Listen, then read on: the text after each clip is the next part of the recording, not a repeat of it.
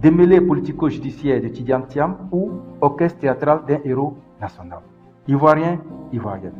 Depuis le 22 avril dernier, sous décision de la Cour de première instance du tribunal du Plateau, nous avons tous été témoins de la radiation de la liste électorale ivoirienne de M. Tidiane Thiam, actuel président du PDCI-RDA. Une décision judiciaire qui est sans recours, dit-on, et qui est censée sceller définitivement le sort de la candidature de Tidiane Thiam à la présidentielle d'octobre 2025, sauf revirement politique. Alors, que penser de cette énième décision judiciaire qui semble définitivement sceller le sort de nos potentiels politiciens à la course à la présidentielle du pays? Chers compatriotes, pour rappel, depuis son retour au pays pour assumer son destin politique, Tidiane Thiam est perçu des Ivoiriens et surtout de sa base politique en Côte d'Ivoire comme un super champion. Un champion bien combatif, un champion bien organisé et un champion très prévoyant.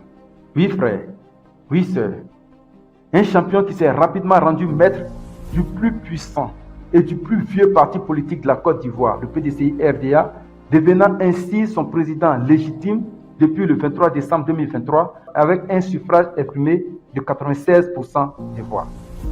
Mieux, depuis le 17 avril dernier, malgré une absence prolongée hors du pays, c'est-à-dire qui n'était pas présent au moment des votes, Tidiane Thiam, en tant que candidat unique du parti, a réussi à se faire élire comme représentant officiel du PDCI-RDA pour les élections présidentielles d'octobre prochain, avec un score exceptionnel de 99,5% des voix de la quasi-totalité des participants à ces votes.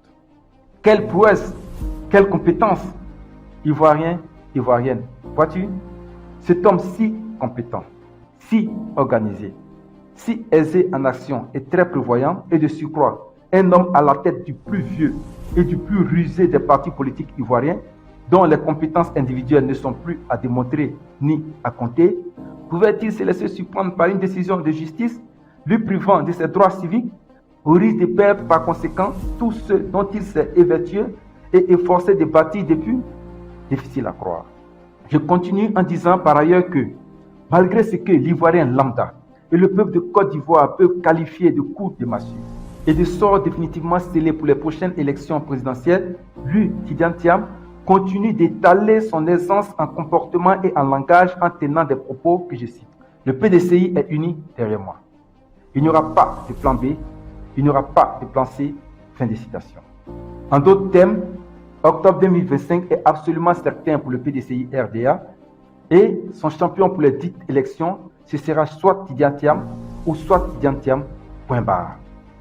Frères, sœurs, le nom aisance affiché et l'assurance suffisante est manifestée par cet homme, Tidiane Thiam, malgré tous ses démêlés politico-judiciaires, en dit long.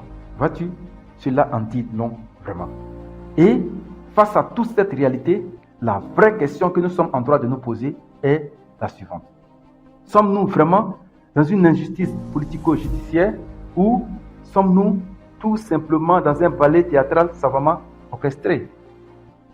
Ivoiriens, Ivoiriennes, ne cède surtout pas à la distraction et reste concentré. Vois-tu, les démêlés politico-judiciaires dont semble être victime aujourd'hui Tidiane Thiam et qui, à n'en point douter, trouveront un dénouement politique des plus heureux dans un proche avenir, n'auront que 4 principaux objectifs inavoués à atteindre. 1. Montrer à la face de l'opinion nationale et internationale que Tidiane Thiam, comme tous les autres potentiels candidats présidentiels avant lui, est la cible de tous les tirs groupés du pouvoir en place. Et lorsque ces tirs démêlés, à n'en point douter, auraient réussi un heureux dénouement, bien évidemment parce que le combat de Thiam aurait retenu l'attention de la communauté dite internationale, comme ce fut le cas de Ouattara en 2010, lui, Tidiane Thiam, se présenterait désormais à la face du peuple ivoirien en leader incontesté de l'opposition politique. Celui-là même qui a absolument réussi là où les autres politiciens tels que Laurent Gbagbo, Guillaume Soro ou Charles Blé Goudé ont échoué.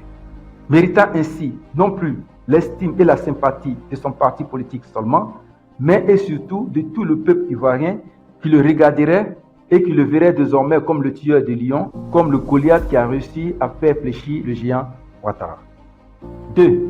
Démasquer, débusquer et évincer définitivement et pour toujours des rangs du PDCI-RDA les vrais traîtres embusqués, les véritables Judas du parti, ceux-là même qui se laisseront aller à la jubilation et ne feront pas du tout attention à leurs arrières face à ce que ces 10 Judas qualifieraient de coup fatal porté et de messe dite pour Tidjane Thiam. 3.